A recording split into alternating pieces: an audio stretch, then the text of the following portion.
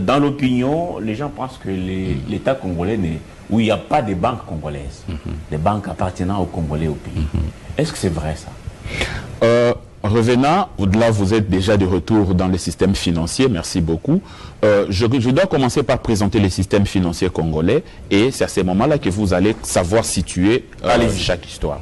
Le système financier congolais se présente sous forme pyramidale dont au niveau du sommet vous avez la banque des banques que nous appelons la Banque centrale du Congo et puis à la base vous avez d'un côté les institutions financières, établissements de crédit.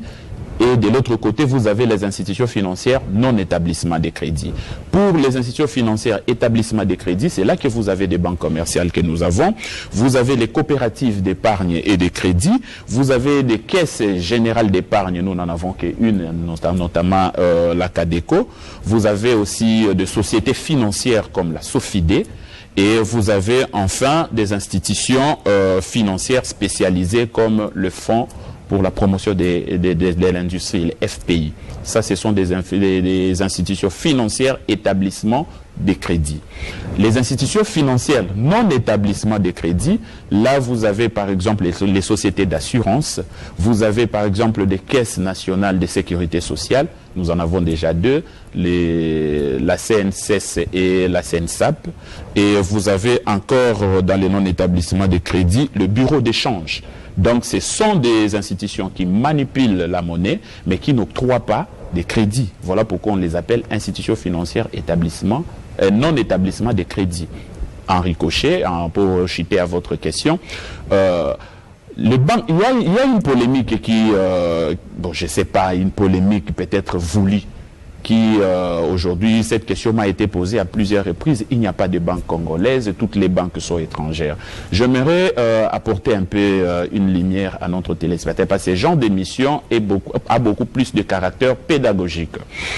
Vous savez, la nationalité d'une banque et la nationalité des capitaux ou des actionnaires d'une banque, c'est deux choses différentes. Une banque est réputée congolaise lorsqu'elle est créée selon la loi congolaise. Et une banque est étrangère lorsqu'elle a été créée selon la loi étrangère. C'est comme ça que si vous allez dans le site de la Banque centrale du Congo, vous verrez dans ces rapports, la Banque centrale nous donne une liste des banques agréées au Congo. Vous avez des banques internationales qui sont agréées au Congo, du genre Citigroup, du genre Standard Bank, ce sont des banques internationales. Et vous avez des banques panafricaines qui fonctionnent ici au Congo, notamment, si je peux citer rapidement, les Ecobank, les Bank of Africa, les First Bank of Nigeria, toutes ces banques qui fonctionnent ici sont des banques panafricaines. Equity Bank, par exemple, aussi. Et vous avez des banques congolaises. Ce sont des banques qui ont été créées selon la loi congolaise. Donc, la première catégorie... Quelles sont ces banques? Banques congolaises. Les banques qui ont été créées selon la loi congolaise. Vous avez par exemple la Rabobank, vous avez par exemple la tranche Trust Merchant Bank, la TMB, oui.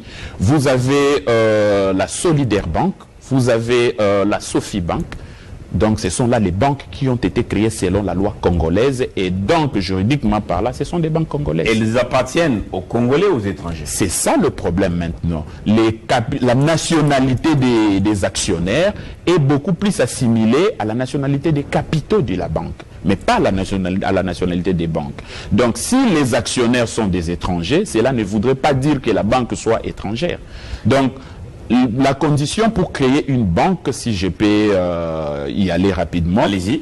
Donc la condition pour créer une banque, il faudrait que d'abord les actionnaires, parce qu'on est en train de parler d'actionnariat, que les actionnaires de cette banque puissent détenir une société SARL ou société anonyme au Congo et prouver pendant au moins 3 ans qu'ils ont bien géré leurs avoirs, qu'ils ont présenté des bons résultats avant de se proposer pour gérer les épargnes du Congolais. Ça, c'est la première des conditions.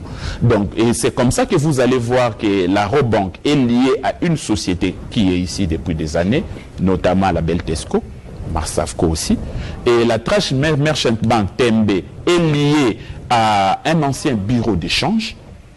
La Solidaire Bank est liée à une messagerie financière et la Sophie Bank est liée à une messagerie financière. Donc il y a si je dois bien comprendre.